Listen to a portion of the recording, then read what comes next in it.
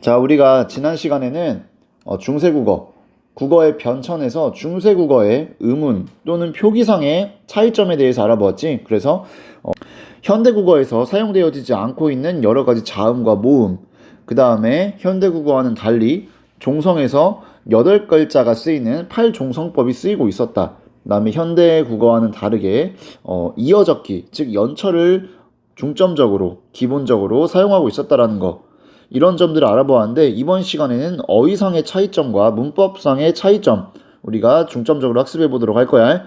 자, 보면 먼저 어휘상의 차이점이다. 자, 중세국어에서는 무엇의 비중이 높았다?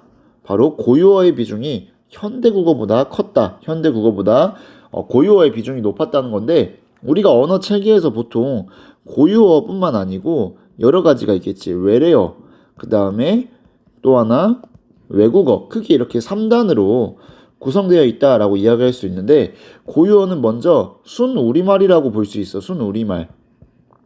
자, 순우리말 밑에 나와 있겠지만 여기 가람, 왜, 온, 즘은과 같은 순우리말 고유어가 있다는 거야.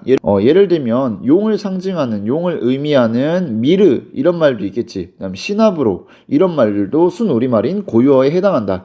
자, 그 다음에 외래어라고 하는 것은 그 기원이 외국이야. 다른 나라의 언어지만 현재 우리나라에서 대체하기 어려울 정도로 일상생활에서 언중들에 의해서 많이 사용되고 있는 것.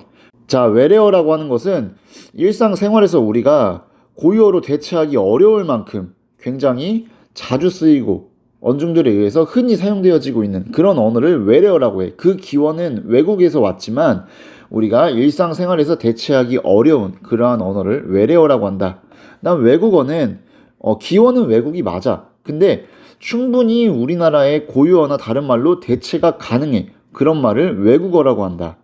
자, 근데 이 중에서 우리말은 특히 한자의 비중이 높지만 원래는 고유어의 비중이 중세국어 때 아주 높았다. 그래서 여기 예시로 나온 부분이, 자, 가람, 현대국어에 무엇에 해당하냐? 강에 해당하고, 왜, 무엇에 해당하는지, 산에 해당한다.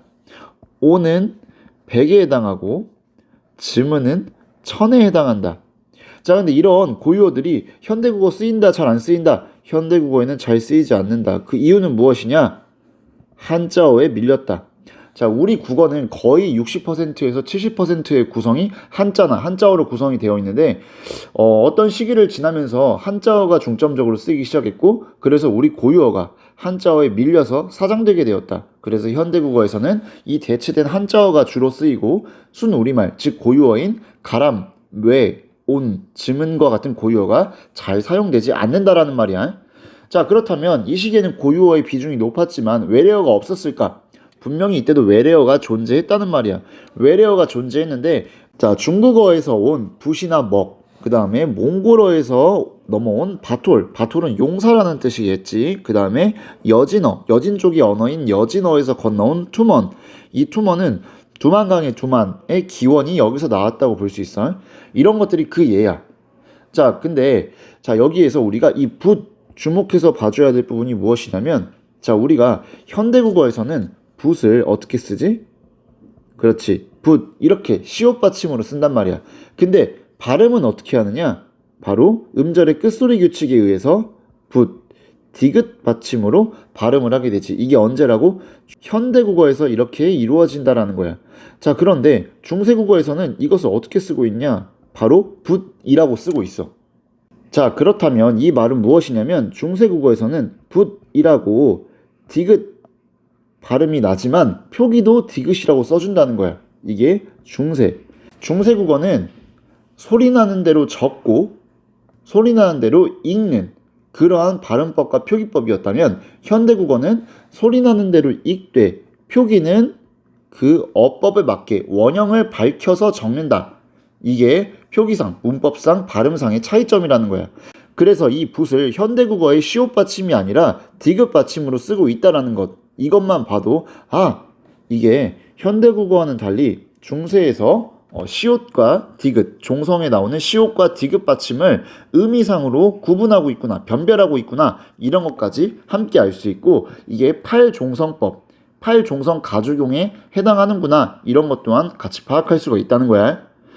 자, 그 다음에 어휘의 의미는 시간의 흐름에 따라 변화한다. 우리가 말했지, 언어라는 것은 고정불변하지 않고 끊임없이 변화한다라고.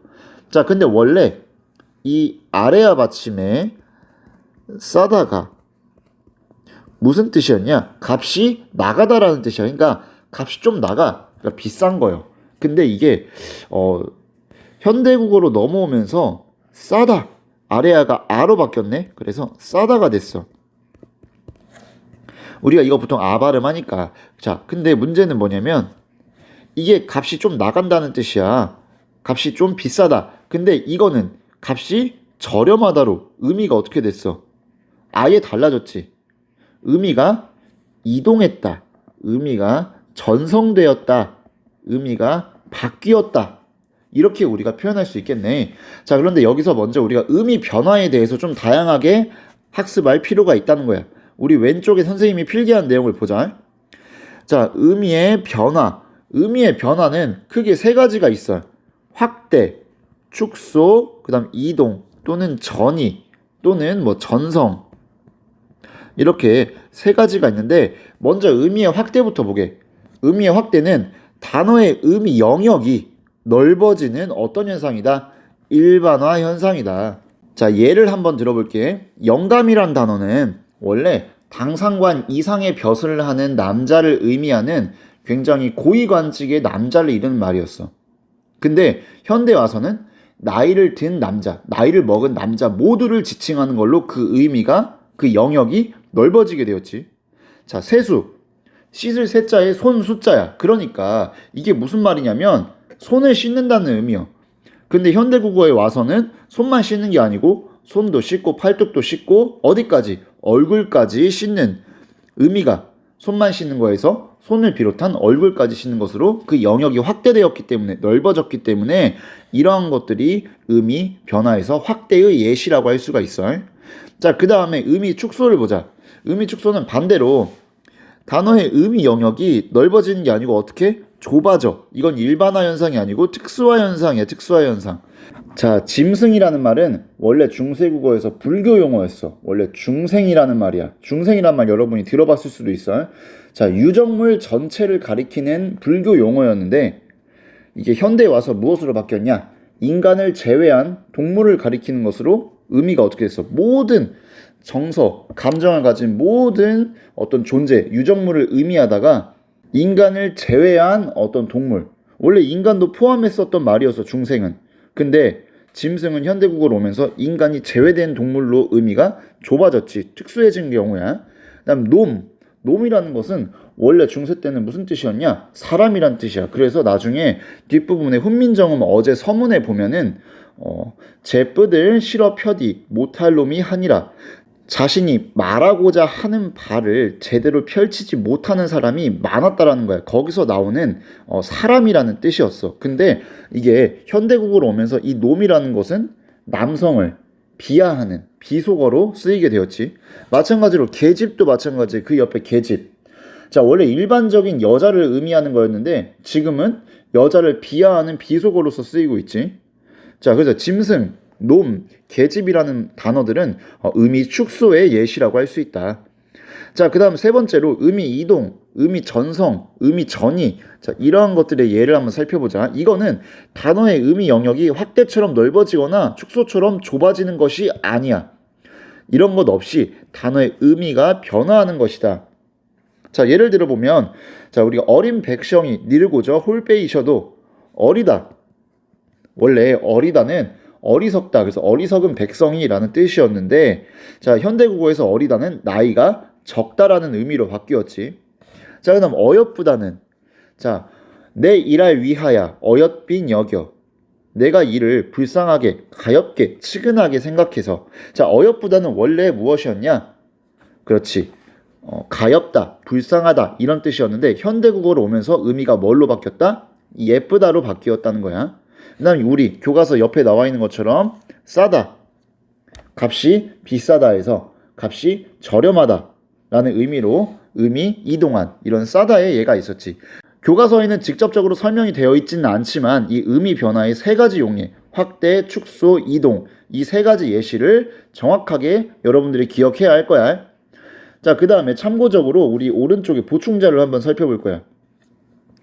옛이응이라고 나왔는데, 자, 중세국어 때는 비슷하게 생긴 게 이응이 있고, 그 다음에 이렇게 10원짜리를 눕힌 것 같은 여린 히읗이 있고, 그 다음에 이렇게 사과 꼭지가 달린 것처럼 옛 이응이 있었고, 마찬가지로 그 다음엔 히읗이 있었겠지.